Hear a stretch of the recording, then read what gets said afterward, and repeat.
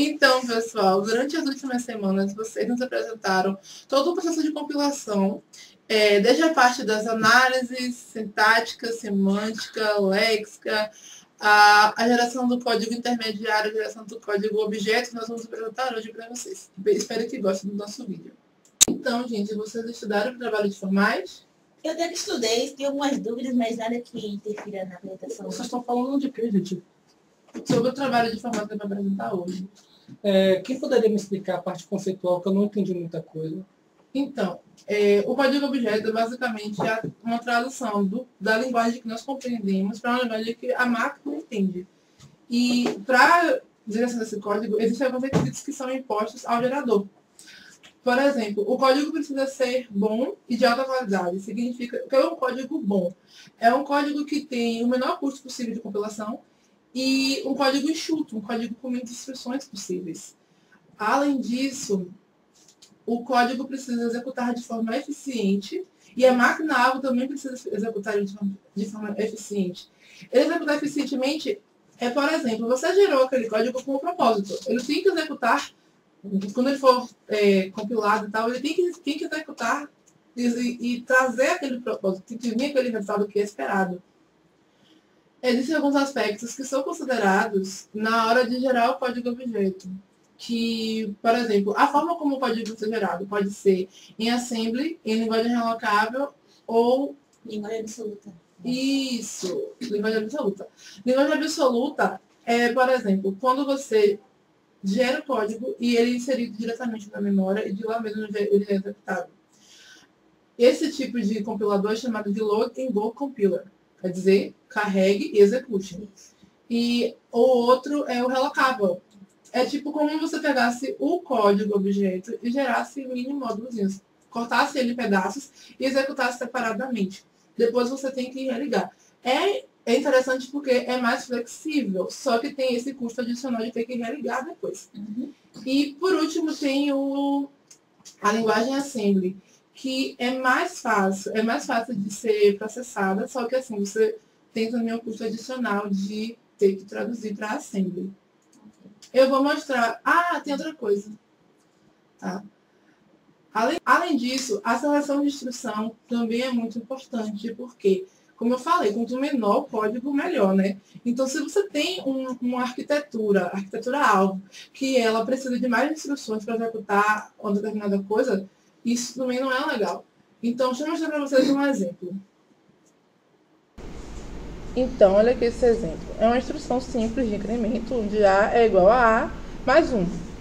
Um processador de família x45 tem essa função de incremento. Então, é apenas uma linha para fazer essa instrução.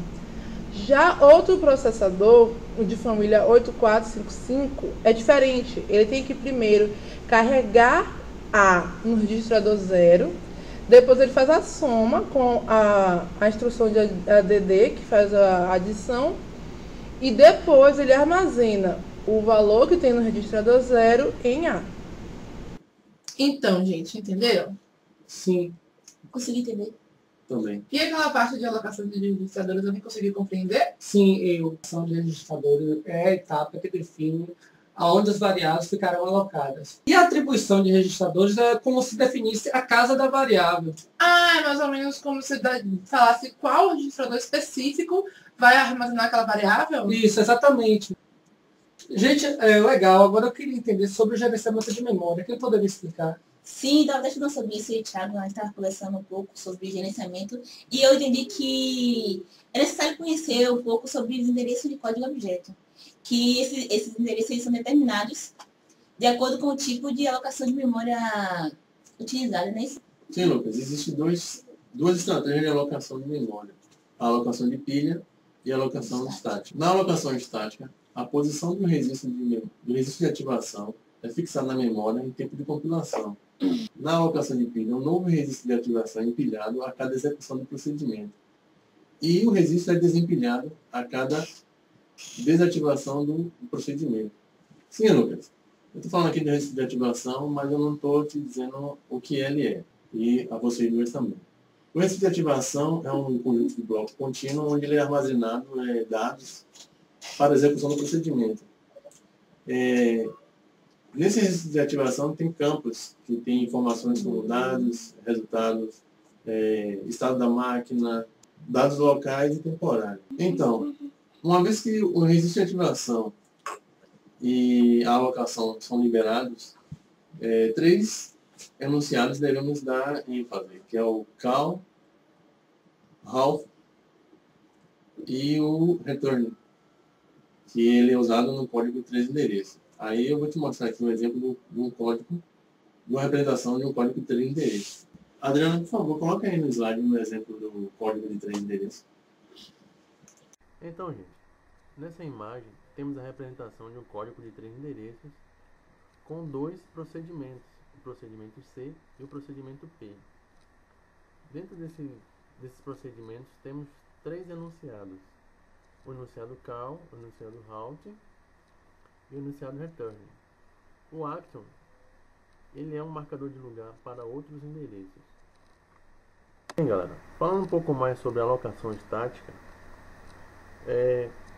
um enunciado call no código intermediário é implementado por uma sequência de 2 instruções na máquina-alvo. Uma instrução move, essa que vocês estão vendo aqui, que salva o endereço de retorno, e um goTo, que transfere o controle para o código-alvo no procedimento chamado. Nessa figura aqui ainda temos 2 atributos. Um atributo chamado área estática e o outro chamado área de código, que são constantes, se referindo, respectivamente, ao endereço de registro de ativação e à primeira instrução do procedimento chamado. Ainda temos aqui o código-fonte, hashtag aqui mais 20, na instrução move, que é o literal endereço de retorno e é o endereço da instrução seguinte à instrução goTo. Pois bem, na figura 2 aqui, temos aqui um goTo asterisco chamado área estática. O que isso quer dizer? O código para um procedimento termina com o retorno para um procedimento chamador, exceto quando o primeiro procedimento não possui chamador, de modo que sua instrução final é o halt, que presumimos o retorno para o sistema operacional. Então, um retorno a partir de um procedimento chamado é implementado dessa forma: goTo asterisco chamado área estática, que transfere o controle ao endereço salvo no início do registro de ativação. Temos aqui uma imagem com o código-alvo para a máquina entrada referente ao código de 3 endereços da nossa primeira figura. E nela temos 2 procedimentos, um procedimento P e um procedimento C. Vamos começar o código para esse procedimento no endereço 100 e no endereço 200. E vamos assumir que cada instrução action ocupe 20 bytes. Os registros de ativação para os procedimentos são alocados estaticamente, começando na localização 300 e a 364. As instruções que começam no endereço 100 implementam o enunciado action, call P e action halt do primeiro procedimento C. A execução, por conseguinte, começa com a instrução action no endereço 100 e a instrução move no endereço 120 salva o endereço de retorno 140 no campo de estado da máquina, que está a primeira palavra do registro de ativação P. A instrução goTo no endereço 132 transfere o controle para a primeira instrução do código-alvo do procedimento chamado. Uma vez que 140 foi salvo ao endereço 364 pela sequência da chamada acima, o asterisco 364 representa o 140 quando o iniciado goTo no endereço 220 for executado. Então o controle retorna, por conseguinte, para o endereço 140 e a execução do procedimento C é retomada. Galera, dando continuidade sobre a alocação, vou falar agora a vocês sobre a alocação de pilha. A alocação de estática, ela pode ser transformada em alocação de pilha, pelo uso de endereços relativos no armazenamento dentro do registro de ativação. A posição do registro para ativação de um procedimento não é conhecida em tempo de execução. Na alocação de pilha, essa posição é usualmente armazenada no registrador, de forma que a palavra no registro de ativação pode receber acesso através de um deslocamento contado a partir de um valor do registrador. O modo de endereçamento indexado em nossa máquina-alvo é conveniente para esse propósito. Os endereços relativos no registro de ativação podem ser considerados como deslocamentos contados a partir de qualquer posição conhecida no registro de ativação. Por uma questão de conveniência, usaremos os deslocamentos positivos, mantendo o registrador SP um apontador para o início do registro de ativação em um topo da pilha. Quando ocorre uma chamada de procedimento, o procedimento chamador incrementa o SP e transfere o controle ao procedimento chamado. Após o controle retornar para o chamador, o mesmo decrementa SP, liberando por conseguinte o retorno de registro de ativação do procedimento chamado. O código para o primeiro procedimento inicializar a pilha através do estabelecimento de SP com um valor apontado para o início da área de pilha de memória é este aqui, move hashtag início da pilha, e temos aqui o SP e a sua finalização route, que termina essa execução.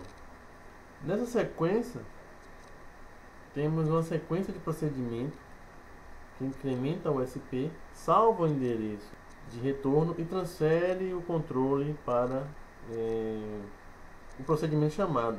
Os atributos chamado tamanho de área de registro representam o tamanho de instrução de um registro de instrução, de forma que a instrução ADD deixa o SP apontador para o início do próximo registro de ativação. A origem aqui mais 20 na instrução move é o endereço de instrução que segue a instrução para um desvio do goTo e é salvo o endereço do apontador SP. A sequência de retorno consiste em duas partes. O procedimento chamado transfere o controle para o endereço de retorno usado. Temos aqui a sequência de retorno, goTo asterisco 0 SP. E a razão de se usar um asterisco 0 SP na instrução de desvio para que precisamos de dois níveis de indireção. O SP é o endereço da primeira palavra do registro de ativação e o asterisco SP é o endereço de retorno que será salvo lá. A segunda parte da sequência de retorno ao chamador, que decrementa o SP de forma a restaurar o SP no conteúdo prévio, é essa aqui, sub asterisco chamador tamanho de registro SP. Ou seja, após a subtração do SP, aponta para o início de ativação do chamador. Aqui uma imagem de um código em Pascal de um código de 3 endereços para pilha, alocação de pilha. O procedimento P ele é recursivo e por conseguinte mais do que uma ativação do mesmo pode estar viva ao mesmo tempo. Então, suponhamos que o tamanho do registro de ativação para os procedimentos S, P e Q tenham sido determinados em tempo de compilação, como tendo respectivamente seus tamanhos, tamanho S, tamanho P e tamanho Q. A primeira palavra em cada registro de ativação irá guardar um endereço de retorno e vamos assumir arbitrariamente que o código para esse procedimento comece nos endereços 100, 200 e 300. E a pilha começa no endereço 600. O código-alvo, assumimos que o acto contém um desvio condicional para o endereço 456 na sequência do retorno Q. Caso contrário, o procedimento é recursivo em que esta ia estar condenado a chamar a si próprio para sempre. Nesse exemplo, consideramos a execução de um programa a qual a primeira chamada aqui não retorna imediatamente, mas todas as chamadas o fazem subsequentemente. Os tamanho S, tamanho P e tamanho Q são respectivamente 20, 40 e 60. SP é inicializado em 600. O início da pilha, pela primeira instrução no endereço 600, está com 620. SP está com 620, exatamente antes do controle de transferência de S para Q, porque o tamanho S é 20 E, subsequentemente, quando o Q chama P, a instrução no endereço 320 incrementa esse P para 680, onde o registro de ativação para Q começa e esse P tem o seu valor revestido para 620 após o controle retornar para Q. Se essas duas próximas chamadas recursivas de Q retornarem imediatamente, o valor máximo de SP durante a execução será 680. Note, entretanto, que a última alocação usada na pilha foi 739, uma vez que a registro de ativação para Q começa na localização 680 e se estende por 600 bytes. Agora sim, tem aquela parte de gerenciamento em tempo de execução, gerenciamento de endereço, né? Que permite que o compilador fique até mais portável, né? Sim, Adriana. Pois o front-end não precisa ser substituído, nem mesmo quando o compilador for transferido para uma máquina diferente. Entendeu? Entendi. Onde é necessário uma otimização em tempo de execução. Agora eles estão mais confiantes para a apresentação.